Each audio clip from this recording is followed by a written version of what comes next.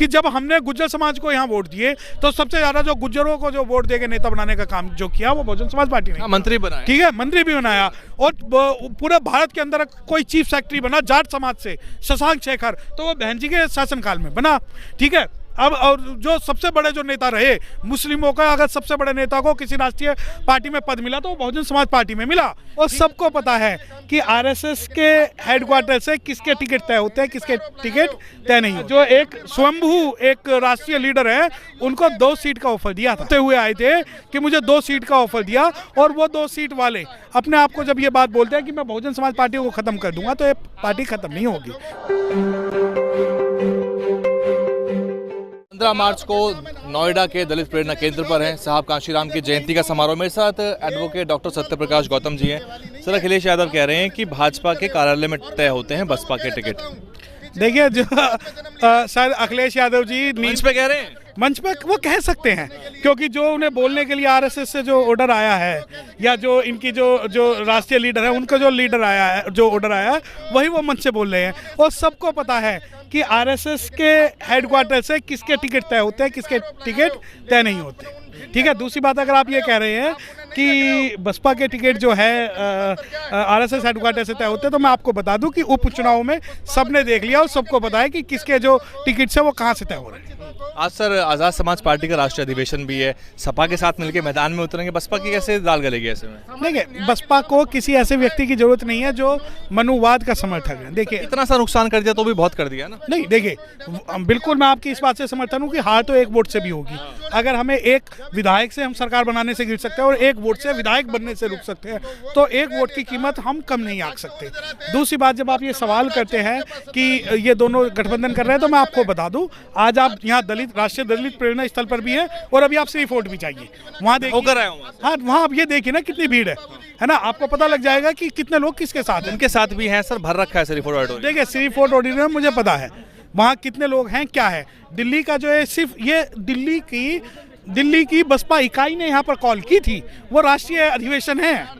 और आप अगर उसकी बात करते हैं भीड़ की, तो मैं आपको बता दूं, ये दिल्ली प्रदेश की भीड़ नहीं है, शमसुद्दीन राइन साहब भीड़ लेकर नहीं, ना, देखिए पश्चिम उत्तर प्रदेश की भीड़। देखिए, जो मैं आपको बता दूं कि पश्चिम उत्तर प्रदेश की कॉल अलग है, लेकिन भी होर्डिंग सर यहाँ दिल्ली प्रदेश का नहीं है। देखो, सारा पश्चिम उत्तर प्रदेश का होर्डिंग लगा हुआ है। आपको बाहर इसको दिखा दूंगा दिल्ली प्रदेश की। हाँ, चलो, ये आपकी बात भी मान ली, ये मान ली कि उत्तर प्रदेश की कॉल है, तो ये कम से कम एक राज्य की कॉल है। ठीक है, वो राष्ट्रीय कॉल नहीं है। जब राष्ट्रीय कॉल होगी बहुजन समाज पार्टी की, तब आपको दिखाएंगे कि भीड़ क्या होती है। दूसरी बात, भीड़ तो वोट में कन्वर्ट नहीं होती है। आजाद समाज पार्टी को जब बसपा की हो, भीड़ तो बहुत थी। आगरा की रैली में बसपा सीट नहीं जीती एक भी।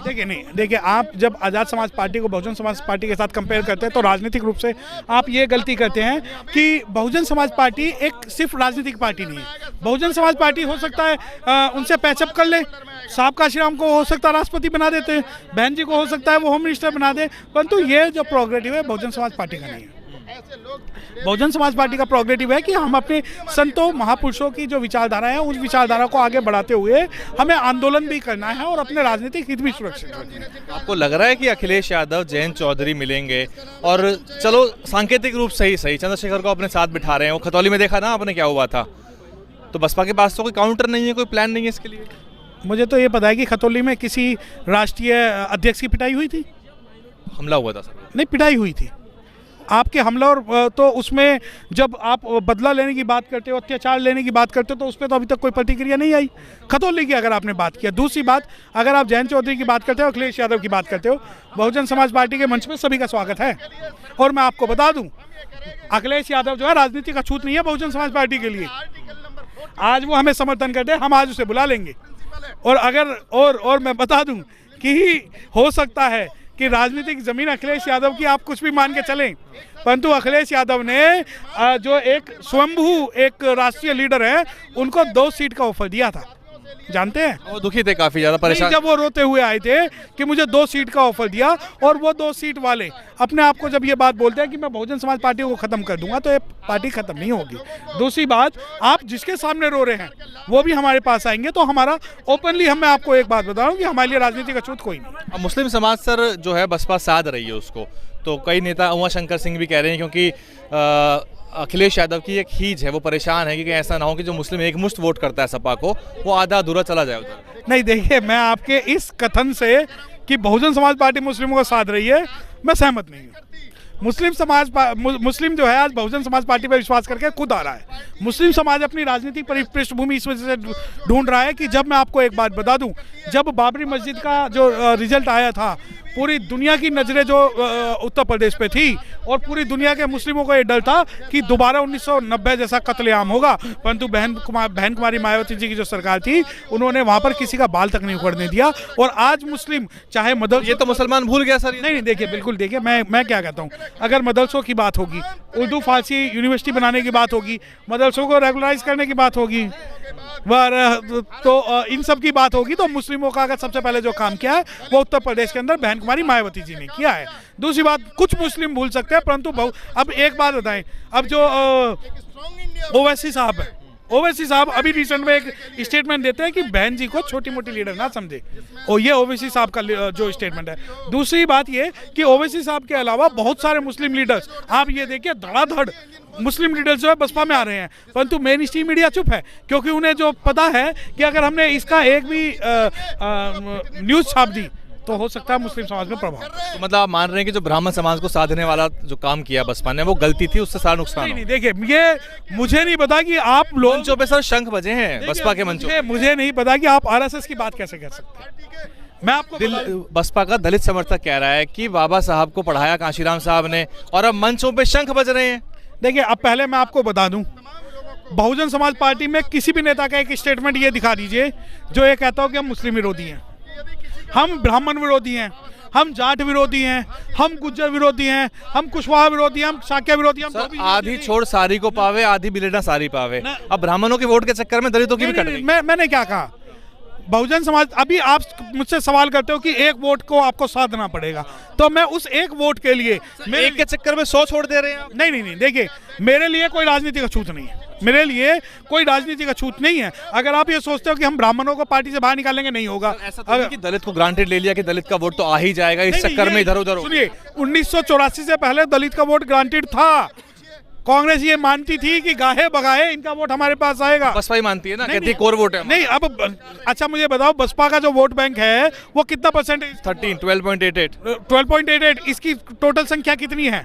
1,18,19 लाख। अगर आप ये सोचते हो कि 1,19 लाख जो एक कम्युनिटी के जो लोग हैं वो कमजोर है, अगर मान रहे हैं कि सारा 1,19 लाख दलितों का ही नहीं, मैंने क्या कहा, 403 पे हर जाति धर्म के प्रत्याशी थे। मैंने क्या कहा कि हमारे जो बसपा की जो वोट पड़ी है, मैं उसे बसपा का वोटर कह रहा हूँ, वोटर कम्युनिटी कह रहा हूँ। उस वोटर कम्युनिटी के अंदर SC ST OBC माइनॉरिटीज सभी लोग शामिल हैं।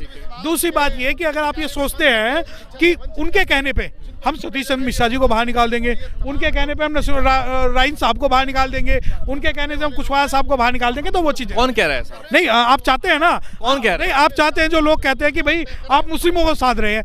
जब से बहुजन समाज पार्टी बनी है, मैं आपको बता दूं कि हर जिसकी जितनी संख्या भारी उसकी उतनी हिस्सेदारी, ये नारा अगर भारत में किसी ने दिया तो वो बहुजन समाज पार्टी ने दिया। आप मुझे बताओ कि जब हमने गुज्जर समाज को यहाँ वोट दिए तो सबसे ज्यादा जो गुज्जरों को जो वोट देके नेता बनाने का काम जो किया वो बहुजन समाज पार्टी ने। मंत्री बनाया, ठीक है, मंत्री भी बनाया, और पूरे भारत के अंदर कोई चीफ सेक्रेटरी बना जाट समाज से, शशांक शेखर, तो वो बहन जी के शासनकाल में बना। ठीक है, अब और जो सबसे बड़े जो नेता रहे मुस्लिमों का, अगर सबसे बड़े नेता को किसी राष्ट्रीय पार्टी में पद मिला तो वो बहुजन समाज पार्टी में मिला। ठीक है, उसके अलावा अगर ब्राह्मण को मिला तो सबसे बड़ा पद जो मिला वो बहुजन समाज पार्टी के अंदर मिला। ब्राह्मण कितना प्रतिशत है सर, ये बताओ? चाहे 1% ना हो, हमारे लिए राजनीति का छूत नहीं है। मान्यवर साहब ने तो कभी साधा नहीं था ना, नेता थे, साधा तो नहीं था ना। देखिए सर, मंचों पे शक तो नहीं बजे थे ना, आप बता दो। सुनिए, अगर आप ये सोचते हैं कि मैं एक टेक्निकल आपको एक मंचों पे शंख बजेंगे तो वोटरों क्या लगेगा कि भाई बीजेपी अच्छी है। मैं आपको एक टेक्निकल बात बता दूं कि मार्क्स के गुरु था हीगल। टेक्निकल बात ये है, मार्क्स से किसी ने पूछा कि भाई यार तेरी थ्योरी कौन सी है, तो मार्क्स ने क्या बात कही कि हीगल की थ्योरी हाथ के बल खड़ी थी, मैंने सीधी खड़ी कर दी। ठीक है, ये पढ़ा स्टेटमेंट। अगर आप राजनीति कभी करोगे तो वही मैं बात बता दूं, अगर आपको ये लगता है कि बहुजन समाज पार्टी सिर्फ और सिर्फ वो काम करे जो साहब काशीराम लिख के गए हैं, परिवर्तन जो प्रकृति का नियम है। दूसरी बात, समय के साथ मैं आपको बता रहा हूं विचारधारा, अब बाबा साहब डॉक्टर भीमराव अम्बेडकर साहब के बारे में बात करते हैं, अब भी शंख बजेंगे, मतलब आप ये कहना? देखिए, शंख नहीं, मैं शंख की बात नहीं, आप सुनिए, ब्राह्मण पुजारियों ने शंख बजाए, मंत्रोच्चारण हुआ है बसपा की आरक्षित सीटों पे। मैं आपको क्या कह रहा हूँ, सुनिए, दलितों का वोट लेना था। सुनिए मैं क्या कह रहा हूँ, मुझे ऐसी कोई भी घटना याद नहीं जहां मंच से शंख बजे हो। मैं सर आपको दे दूं, हमने तो बारीकी से कवर किया। सुनिए, आप कवर करिए, मैं आपको एक बात बता देता हूं, मेरा शंख बजाने से, देखिए अगर बसपा को वोट शंख बजाने से मिल रहे तो शंख भी बजाएंगे, और सुनो हवन भी करवाएंगे और नमाज भी पढ़वाएंगे। फंस गए हो आप, अब गलत बोल रहे हो। मैं क्या कह रहा हूँ, फंस गए हो मेरे सवाल में। बिल्कुल, मैं दोबारा आपको रिपीट कर देता हूँ, अगर बसपा को शंख बजाने से वोट मिल रहे तो शंख भी बजवाएंगे, हवन भी करवाएंगे, नमाज भी पढ़वाएंगे, गुरुद्वारे में भी जाएंगे, और हम जो है चर्च में भी जाएंगे, और हर उस व्यक्ति के सामने हाथ फैलाएंगे वोट लेने के लिए जिसका उस विधानसभा या उस राज्य में वोट है। और अगर आपको इससे आपत्ति है कि हम सिर्फ और सिर्फ दुश्मनी की राजनीति करें, और तो ऐसा है, मैं आपको एक बात बता दूं, हम राजनीति कर रहे हैं, और राजनीति जो है राजनीति की तरह से होगी। राजनीति का मतलब है कॉन्फिडेंशियल पॉलिसी, राज प्लस नीति। अगर आपको लगता है कि हम सिर्फ पब्लिकली सब जगह आके सिर्फ और सिर्फ हम गालियां दें तो वो काम हम नहीं करेंगे।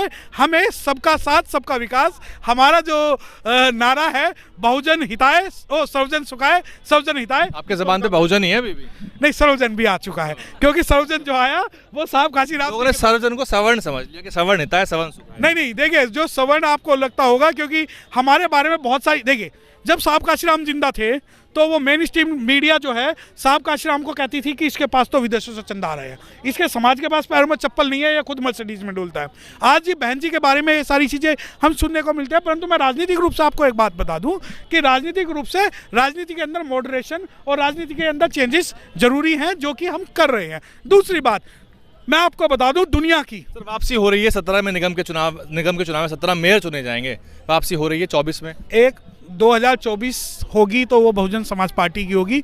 और बस एक बात मैं आपको बताना चाहूँगा, दुनिया के अंदर आप एक कोई राजनीतिक पार्टी बता दीजिए जिसके अंदर बदलाव ना आया हो, और मैं आपको बता दूं, अगर आपने एक भी कोई राजनीतिक पार्टी मुझे ऐसी बता दी कि जिसके अंदर शुरू से लेकर लास्ट तक चेंज नहीं आया, तो मैं उस दिन बसपा छोड़ दूंगा। बहुत बहुत शुक्रिया एडवोकेट सत्यप्रकाश गौतम, बसपा के कट्टर तो नहीं कहूँगा खैर में, लेकिन बहुत तगड़े वाले समर्थक हैं। हाँ, क्योंकि बाबा साहब वैसे भी कट्टरता के खिलाफ हैं, और राजनीति में क्या है कि कुछ तो मजबूरियां भी हैं वैसे डॉक्टर सत्यप्रकाश गौतम साहब की, कि कुछ बातें वो कहना चाह भी रहे हैं, नहीं कह पा रहे, लेकिन फिर भी मान्यवर साहब का आज क्योंकि जन्मदिन है, हाँ जन्मदिन भी है, तो उनकी आंदोलन को बचा के रखना बहुत ज़रूरी है। और बहुत सारे विकल्प भी तैयार हो रहे हैं समाज में, इसमें विघटन बहुत ज़्यादा हो रहा है, समाज बट बहुत रहा है, और दलितों की पिटाई जो है वो बदस्तूर जारी है, न्याय मिल नहीं पा रहा। तो इसके समाधान आपको ढूंढने पड़ेंगे विधानसभाओं से और सदन से। DNN हिंदी को सब्सक्राइब करने के लिए दबाएं लाल रंग का सब्सक्राइब बटन और घंटी का बटन दबाकर ऑल नोटिफिकेशन पर क्लिक करें। चैनल को जिंदा रखने के लिए नीले रंग का ज्वाइन बटन दबाकर चैनल को आर्थिक सहयोग करें।